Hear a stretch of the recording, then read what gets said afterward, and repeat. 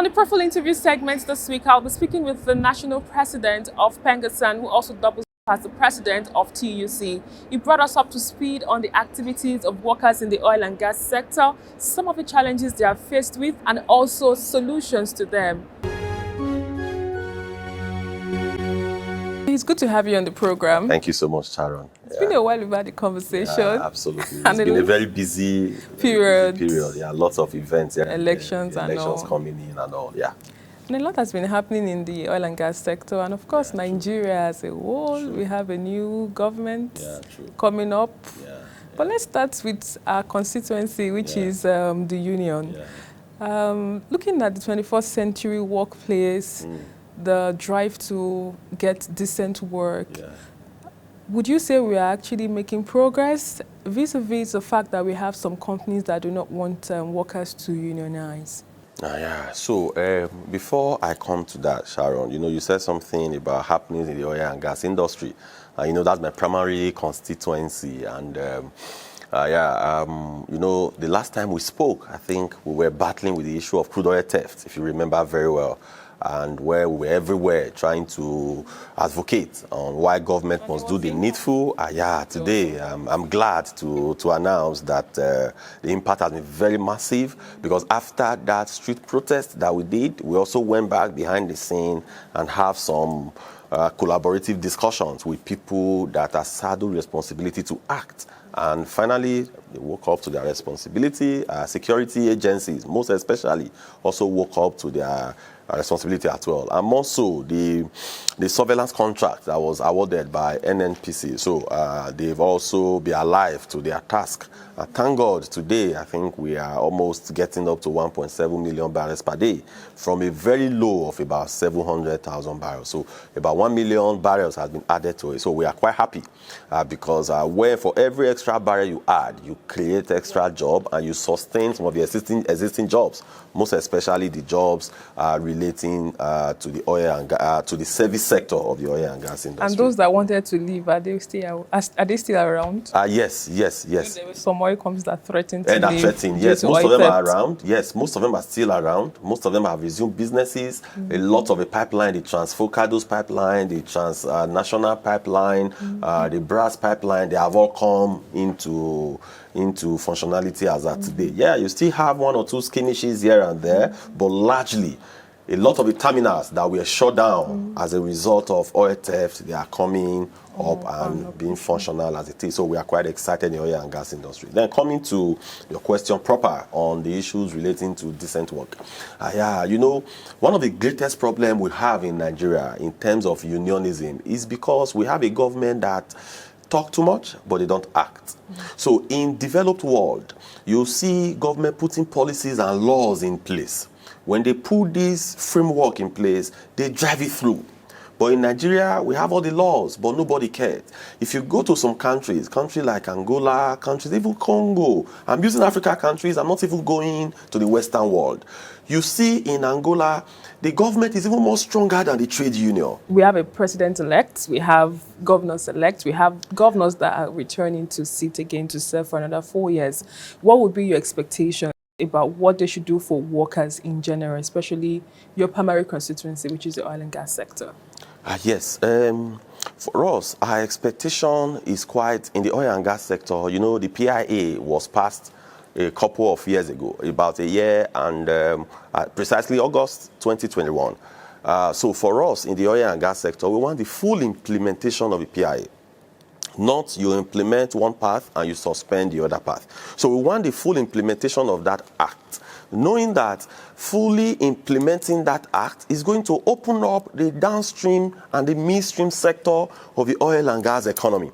The reason you don't have lots of jobs today in the oil and gas is because our oil and gas is mainly concentrated in the upstream.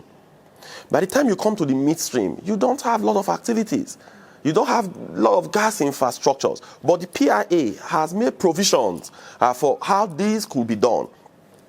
Gas Infrastructure Fund, it has set up the host community, set up a whole lot of funds that could help in bridging this gap. So all we are calling on the new government to fast-track the implementation of the Petroleum Industry Act, because if that is done, the sector, in fact, will be opened up. The contribution of oil and gas to the GDP today could be tripled in the next 2, 3, 4 years if the right things are done. I know that there are some sections of the PIA that would affect workers. Yeah. How prepared is PENGASSAN? How prepared is New Peng? I know you have collaborations at one point or the other to ensure that workers are actually prepared for the new world of work, because we have green jobs and the likes. Yes. You know, PIA, during the public hearing, during the formulation stage, one of the things we did in collaboration with New Peng was that we ensured that there was an insertion in the act that will forbid any company, most especially the government agencies, from laying off any worker. So as it is today, there is no casualty or layoff of workers as a result of the implementation of PIA. But we are still watching. But we believe that we can actually succeed in preventing the entire workforce, you know, keeping them at work. But beyond that, in terms of the green energy, that is also one of the shortcomings of PIA. So PIA did not talk much more on the area of green energy or energy transition. In fact, the only area PIA now dwelled much more is the area of gas development. That is that midstream I talked about earlier. But on our path, I mean, we were all together sometime in October when in PENGASSAN we organized the PENGASSAN Week, and we talked about the energy transition and its impact in our workforce. So what we have been doing, we have been encouraging our various branches, we have been encouraging our various management to try and look at what are those skills that will be needed in the next 5, 10 years. And they should be preparing our members for that. So we have been doing that advocacy, but that we will continuously increase as we move forward. It's a motion. It's something in progress. It's a marathon. It's not a dash. It's a long journey or a long walk. Yeah, true. Okay, very quickly, back to your conversation as regards the economy. We are all aware that Nigeria has faced inflation. We can't even say twice. We can't say if it's 3 times, but we know that coupled with the cash crunch, it's not been funny for many Nigerians to survive. What will be your expectation from the incoming government, or what more can still the current government do in some few weeks to ensure that Nigerians are able to live well? Yes, I don't think the current government can still do much more because they've had about 7 years and 10 months to act, and we've not seen much impact. Instead, the economy has been plunged, down south. But what we would encourage them to do is they should stop the bleeding. They should stop the bleeding. They should stop borrowing. They should just stop. And all they should be doing now is handover. They should be writing their handover notes for the new government to come in. But I also think that when the new government comes in, the citizens, we must be vigilant. We must be active. Because if you leave the government and we face the other side, they will never be responsive. So the responsiveness of any government all over the world depends on the active participation of the citizens. You could see when Donald Trump was American president, whenever he passes any presidential order that is anti-people, you see the people down the streets and they will be everywhere. So that is what we must do. We must continuously hold our government accountable. Yes, they have given us their manifesto, right? So let's take the manifesto from the president down to the state governors. Let's take their manifesto that they have given to us. Let us continuously hold them accountable to implement the manifesto that they have passed. I can tell you, and you are from the media, you know that they all have beautiful manifestos. If they can implement just 60 to 70% of that manifesto, I will tell you that we're better off for it. But a situation whereby they promise a lot and they achieve little, it is because you and I, and majority of the Nigerians, we allow them to go scot-free. We are coming up. Yes, we are coming up. Yes. You can see the trend during the election. Exactly. So let it not stop. Exactly. Talking about fuel scarcity and the challenge of us not still having refineries work, what more can the workers do to contribute towards this development? Sometime in 2016, so there was a template. That template was agreed that NNPC will import PMS and they will sell to the marketer at 113. 113. They will sell to the depot owners at 113, who will in turn sell to the retailer at 158.17. But what has happened over time? A lot has happened. As when this was agreed, the CBN exchange rate was somewhere around 360. The cost of renting vessels, in fact, a lot of things has happened in such a way that today NNPC is still giving it off to the depot owners at 113. But the depot owners are now saying that the markup, they can no longer sustain it. That before now, if NNPC bring the big vessel that is called the mother vessel, the tankers, to deep offshore, they have to send the little vessels to go and bunk from them. That little vessels before now was rented at about $15 per operation. But today is about $15,000 per operation. But today is about $60,000 per operation. They're the same thing as well. Before now, they were exchanging at about, when it was $15,000, the exchange rate parallel market was around 370, 380 naira to $1. But today, not only that the price of the vessel has quadrupled, but the exchange rate has also doubled. So it's a double jeopardy. That's so that they rather keep their money in the bank and do nothing and earn interest, or take their money to buy federal government bond, rather than using it in this business that it's increasingly difficult and the profit margin has shrinking. If you remember as well, before now, the cost of diesel that has been since deregulated was around 160, as at that 2016. But today, it's about 800 naira. By the time you find that fraction, it's gone up by close to ×5. So the problem that is also there is that a truck, when they were doing that template, they factor in the cost of truck, they factor in a lot of things.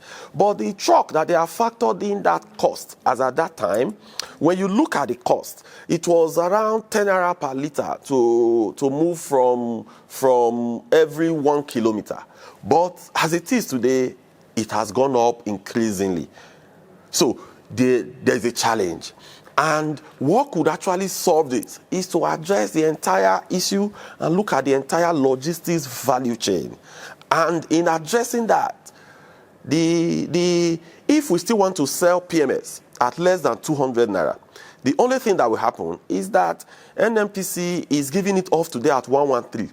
NNPC needs to start giving it off at about 20 naira. That means the subsidy that we pay today is going to double. Issues have to be addressed like now, especially when we have a government that is transitioning. So there might be a roadmap to ensure that this is probably managed properly. Yes, we are not against the government managing, trying to come up now. Again, because of political expediency, we were having some discussions sometime last year. But it got to a point, they shy away. We started discussion again, they ran away. So what that means, clearly, is that the government, they didn't have the balls. Because of election, they want to look good before the populace. They want to be politically correct. So because of that, they ran away. So we are waiting. Whenever they are ready to have those conversations, I think we are fully prepared to discuss with them. Are you assuming or projecting that Nigerians will actually have to pay more for the price of petroleum and diesel going forward? Like we are already paying. Yes, that is the issue. So the issue now today, we are paying higher and the price is not even available, and we are not even reaping the benefit. This issue of subsidy that we have been focused on over the years is one of the reasons our exchange rate is running away today, because we don't earn any foreign exchange from crude oil sales. It's the reason that our exchange is running away. But if we must look at it holistically. If exchange is running away, we are doing nothing about it, and exchange rate is the reason you are buying table water at a higher price, the reason you are buying your clothes at a higher price, the reason you buy literally everything at a higher price, because of that exchange rate. And what is making that exchange rate run away? It could be traced and tied to the fact that NNPC is not giving CBN USD, because the oil and gas contribute over 85% of our foreign exchange earning. And that obligation is not being met today. Because they are not meeting it, CBN doesn't have much dollar to defend the naira. And the naira is plummeting. And as the naira is plummeting, it's affecting the cost of goods in the market. So we are focused on one area, but we are bleeding in some other areas. So we must put all these on the table and address them holistically. so that overall Nigerians will be better for it. Even as we are discussing, or we will discuss on the subsidy issue, on the food deregulation, what are those palliatives that you will put to ensure that average Nigerians will benefit? For example, if we can use that issue of subsidy, for example, to permanently address the problem of ASU, so that ASU will never go on strike again. We use that money to build infrastructure in Nigerian universities, but this will not be led by Nigerian government, the same old corrupt politicians. We must create a framework and a template that will work, that will deliver value to the Nigerian people. So finally, looking at the fact that inflation has taken over the country right now, the price of goods and services keep fluctuating. There's also the issue of the national minimum wage, even though it's supposed to be reviewed, say, every 4 to 5 years, it's left in the open right now. We have some state government that have made it their profession not to pay workers' salaries. What more, increase the salary? What will be your message? What will be your expectations from state government, most especially as regards the minimum wage? Firstly, the beauty of democracy is just that our electoral system is still being, we're still operating in the medieval period. Because normally, if there is a government and a party that is not meeting the obligations of workers and also that of pensioners, you vote them out. And that is why majority of them will become so desperate. So the ballot would have been the best way. The workers would have sent out any government that is not performing. But I would advocate that government should realize that a workforce, somebody has worked for you for 30 days, and the person will go home hungry, and you expect the person to come the next day and also keep working without earning nothing.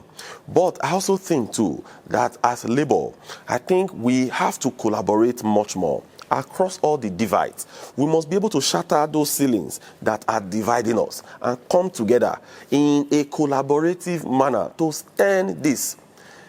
The first thing a governor should do is pay salary, the minimum, pay salary and pensions.